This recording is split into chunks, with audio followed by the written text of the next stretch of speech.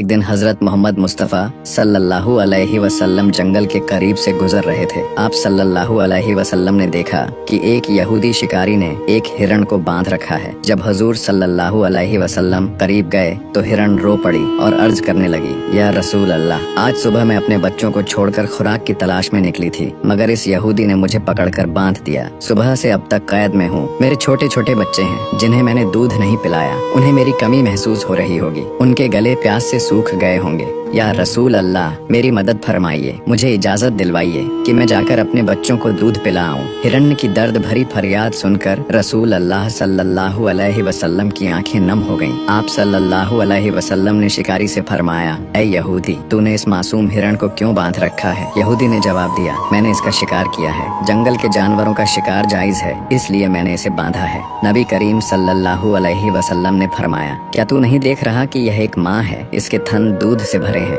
ये अपने बच्चों की मोहब्बत में बेकरार है। इसे छोड़ दो ताकि यह अपने बच्चों को दूध पिला सके। यहूदी ने गरूर से कहा, मैंने बड़ी मेहनत से इसे पकड़ा है, मैं क्यों छोड़ दूं? आप सल्लल्लाहु अलैहि वसल्लम ने नरमी से फरमाया, इस माँ हिरण को एक बार अपने बच्चों के पास जाने दो, यह दूध पिलाकर वापस आ जाएगी। यहूदी हंसा और कहा, बंधा हुआ जानवर कभी वापस नहीं आता। अगर मैं इसे छोड़ दूं तो यह भाग जाएगी। जब आप सल्लल्लाहु अलैहि वसल्लम ने देखा कि यहूदी मानने को तैयार नहीं तो फरमाया, ऐ यहूदी, इसे आजाद कर दो और इसके बदले मुझे जामिन के तौर पर रख लो। अगर ये वापस न आए तो मैं हमेशा के लिए तुम्हारी कैद में रहूंगा। यहूदी ने शर्त मान ली। हिरण्य को आजाद कर दिया और रसूल अल्लाह सल्लल्लाहु अलैहि वसल्लम वहीं बैठ गए। हिरण्य जंगल की तरफ दौड़ती हुई चली गई। कुछ घंटे गुजरने के बाद यहूदी तंजिया अंदाज में कहने लगा, क्या हुआ हुजूर? आपने कहा हिरनी वापस आएगी, लेकिन वह तो अभी तक वापस नहीं आई। आप सल्लल्लाहु अलैहि वसल्लम ने फरमाया, सब्र करो, वह जरूर वापस आएगी। इतने में हिरन अपने बच्चों के साथ दौड़ती हुई हजूर नबी अकरम सल्लल्लाहु अलैहि वसल्लम के पास आकर बैठ गई। यहूदी शिकारी यह देखकर हैरान रह गया।